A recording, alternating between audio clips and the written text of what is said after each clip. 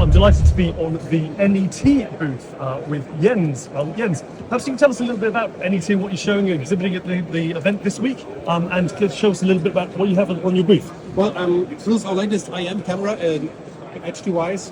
What we do here is a short-wave infrared sensor. We make it invisible visible. So we directly have a look through the label. By this we can discover whatever is inside the bottle. We have a water-oil mixture here. Here with just water, we have a mixture of water and oil. Sometimes there's nothing in it, but we can see it through the label. So whenever you want to see through a label or something through discover water or something inside your apple, bottle, whatever, you use a short-wave infrared sensor on a smart camera. Excellent. And what are the key application areas then? Which sort of customers would this be used in? Is it mainly sort of food and beverage industry, or what else is it used in? Also pharmaceutical industry, but also as food. We have an apple maybe.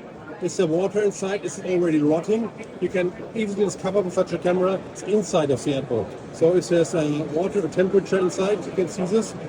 You can discover rotting vegetables or fruit, which would normally ruin the whole batch. In this case, you can extract the apples from the batch, and you have a proper blending. It's customer space.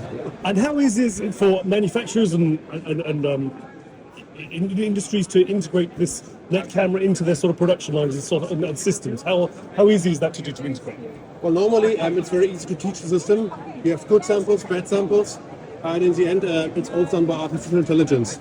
You tell the camera what to discover, you tell what's good, what's red, what's wrong, what may be wrong, and in the end all the sorting is done inside the HD-wise.